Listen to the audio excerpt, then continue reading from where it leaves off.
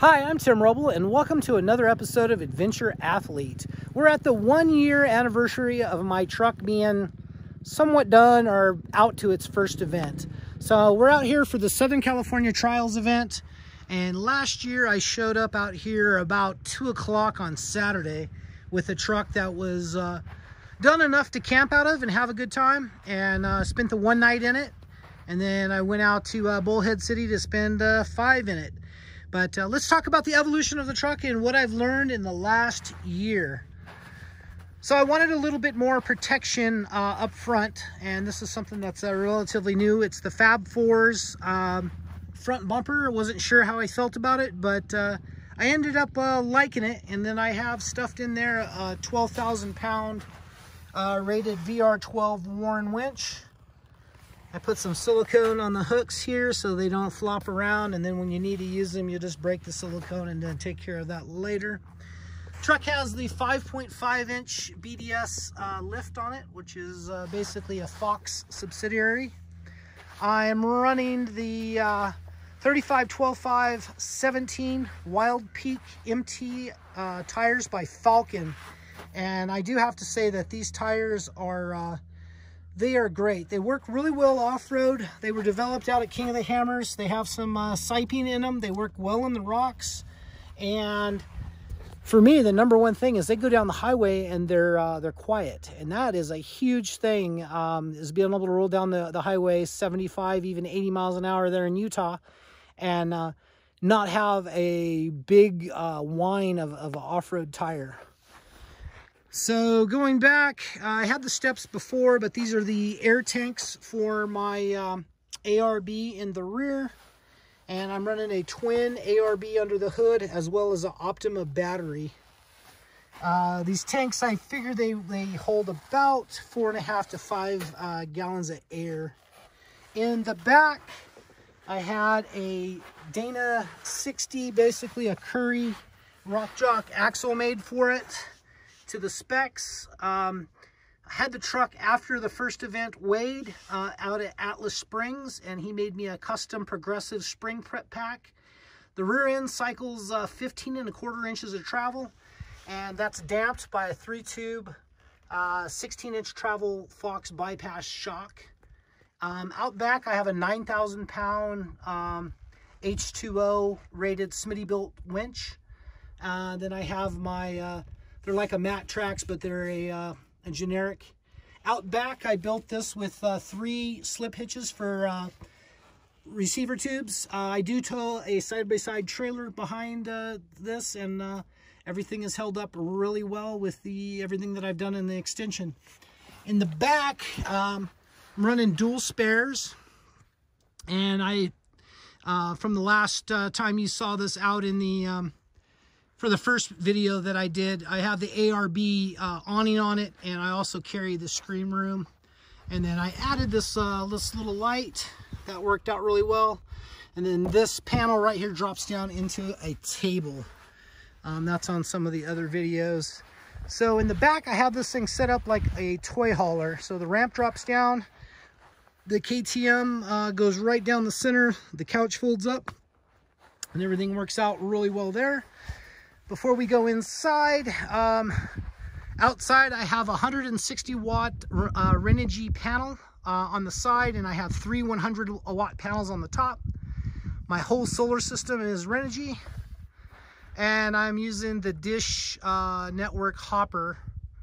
And also on top I have 2 Max Air fans. As we come inside, one of the things that I've kind of added, and you know, one of those deals is you get something going and then you figure out like what do you really need, and you just kind of fine tune your path as you go. But one of the things that I needed was when I'm out on my longer trips is I needed a shower. So down here have this Cocopelli carpet. I have a shower pan. You can see there's the drain. More motorcycle hooks back here. So basically you take the rug out. And this is the shower curtain. Up top is the curtain support.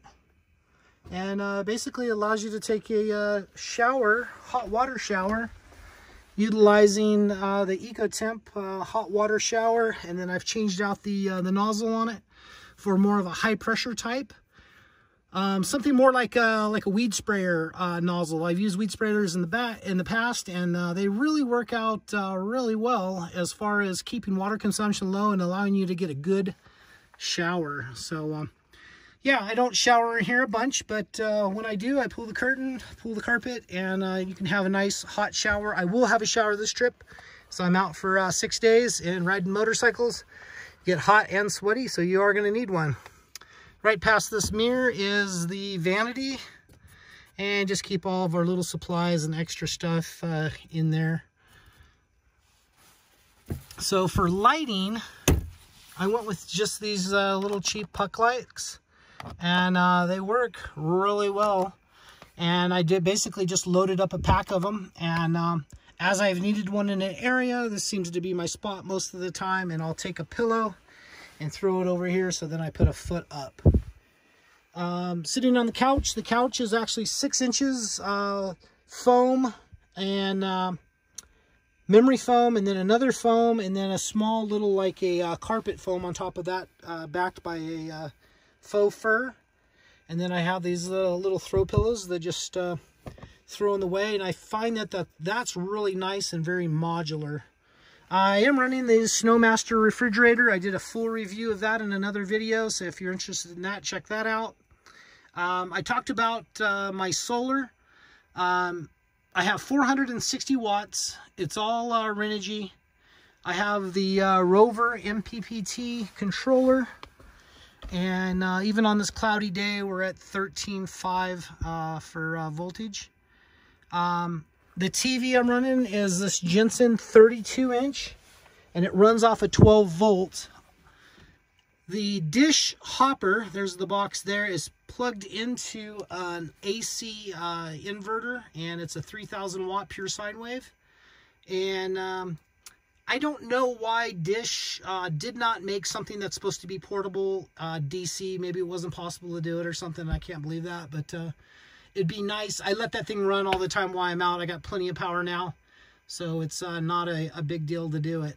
So one of the things that I've worked on this last year is really fine-tuning things. So everything I need to make coffee, I do a pour over, and I pour that over right here. This is actually the trash can in the back, and trash can there, coffee cup fits in there great, and then this is a dirty clothes hamper. Of course, there's a separation in between the two in the bin. But making coffee, I just do a pour over. I have filters and then a stainless steel funnel. Make great coffee. I tell you what, it's a pleasure having great coffee in the morning when you're out somewhere.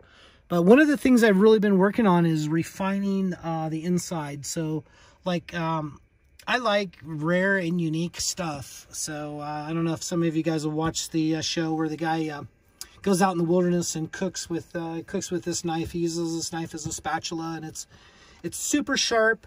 It's a sanmai construction, meaning that it's a soft spine and then a hardened blade, but it'll cut through tomatoes and onions and everything really beautiful. So it's a Romanian knife that was made in China, and I'm super happy with that. It's handmade.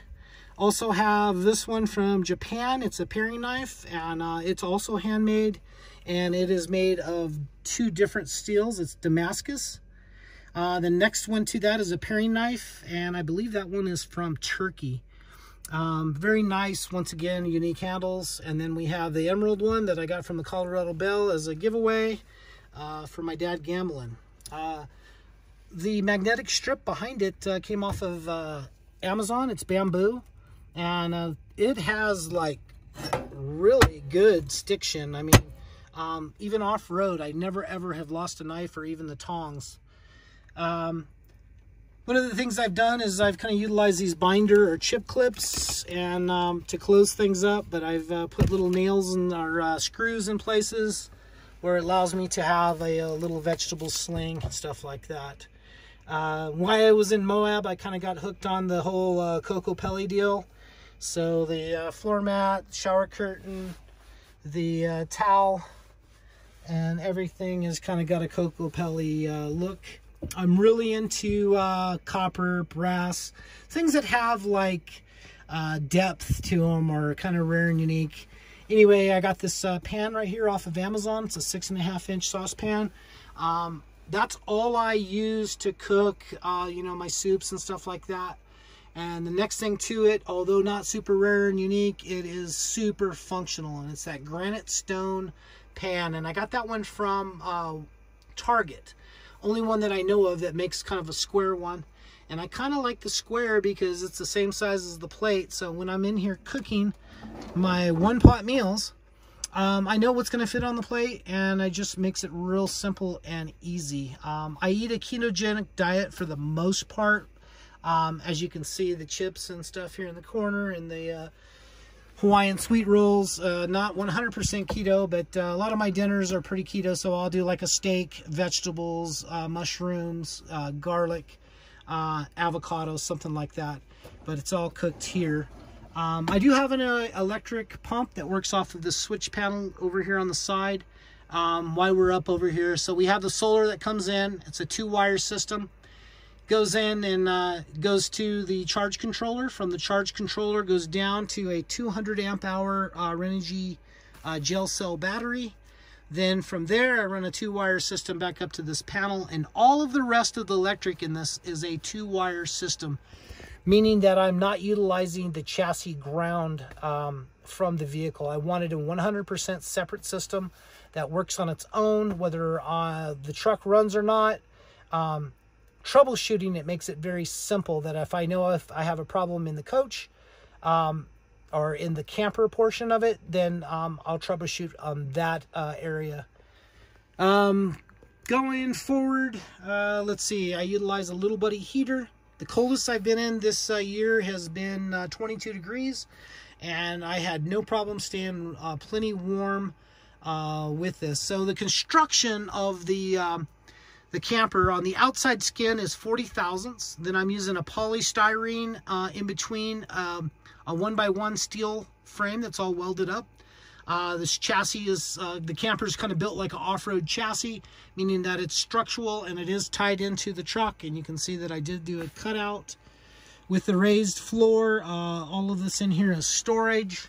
A lot of tools are here. The battery is sunk down into the floor down there. And these little deals right here that we can kind of see that are translucent is the shock towers for my my shocks. And there is a can't think of the name for it, like a bulletproof type glass that's got a slight tint to it, and then I put this mesh screen. So that's totally dustproof, airproof, works well, holds a nice seal. Thetford makes their new toilet, and this thing is awesome. It's awesome primarily because it has this handle down there that you can pull it out. But this is what I use as a porta potty. It's the new one with the electric flush button. It does not come in this color. This is, of course, something that I've done to do match painting. It's my Lifesaver water jug. That's 5 gallons of water that I can purify, sticking it down in a cow tank, a stream, any fresh water source. It does a great job. It's got a filter in it that's probably 18 to 22 inches long. And you pump it up and it pumps out sweet, great tasting water. Down below I have 14 gallons down in here, as well as an extra bottle of vodka, because I tend to go through vodka more than I go through anything else in the rest of my bar.